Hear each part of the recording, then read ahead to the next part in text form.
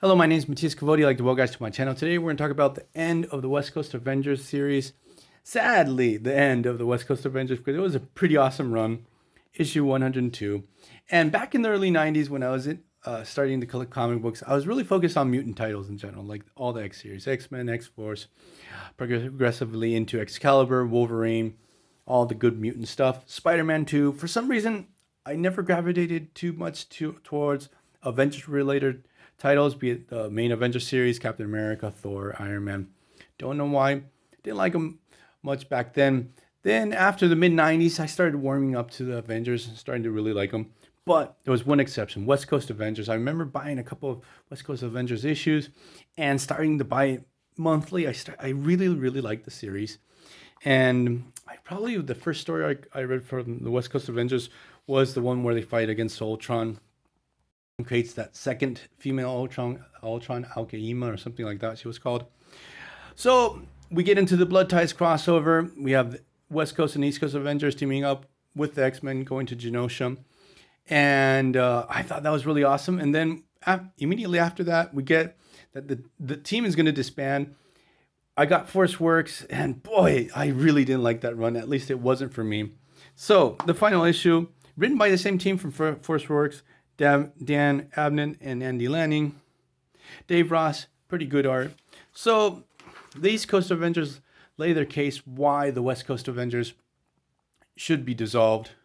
So they start talking about the whole situation that during the Blood Ties crossover, War Machine just tried to wing it alone, became a problem, almost became a liability to the team. That U.S. agent also screwed up on his mission.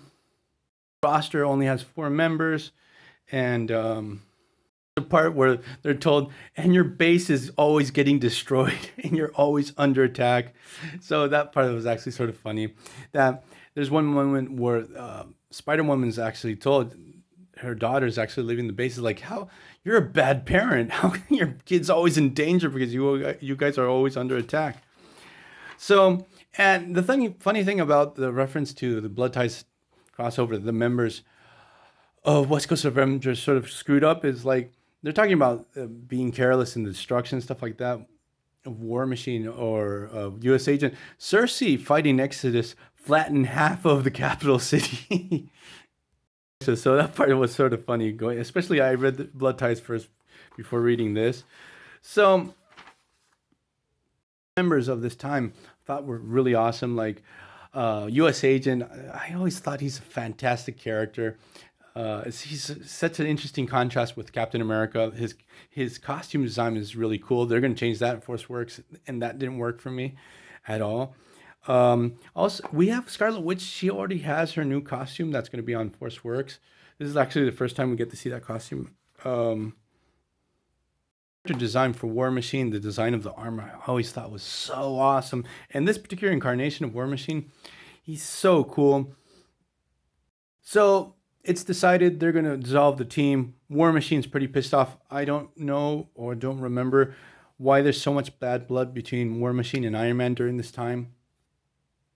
This agent almost flips his lid with Captain America. It's sort of a cool thing because we don't get like this battle for no reason from the members of West Coast Avengers, even though they're really angry that the team's going to be dissolved.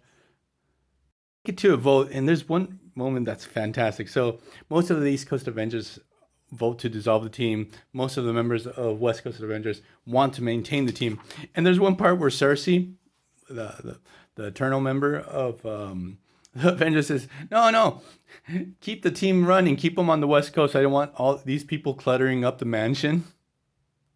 Here's that costume I was telling you guys about with Scarlet Witch. Like her character design is very, very different. I'm not sure what they were going for. Looks like nothing like the classic incarnation of Scarlet Witch or anything after.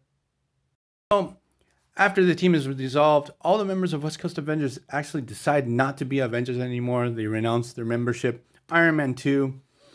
He actually puts in the killing blow to the team. Even though he was for the West Coast Avengers, he has plans that we're going to see in the Force Works series. Again, that at least I really didn't like. I saw this advertisement for the Teenage Mutant Ninja Turtles fighting game. This game was awesome. I remember having a blast with it. So we have U.S. Agent. He doesn't want to be a U.S. Agent anymore. He throws his shield in to the Hudson Bay. This is gonna case for not even one issue. He's gonna be back to being U.S. Agent immediately after that. And this is sort of weird. This inconsistency because the same writing team is on Force Works. So that always found that to be pretty weird. Wonder Man goes to the West Coast Avengers base and sees that no one's there. The base is destroyed. He's received by Iron Man. Tells him the team doesn't exist anymore, but I got something else. So after this, we're going to have Force Works, which was... So I'm going to leave this video here. It's a real shame that West Coast Avengers couldn't keep on going a couple more issues. I wish they would bring them back. I think there was... they tried to bring them back in the past couple of years. At least none of those issues reached where I live here in Argentina. So, see you guys next time. Bye.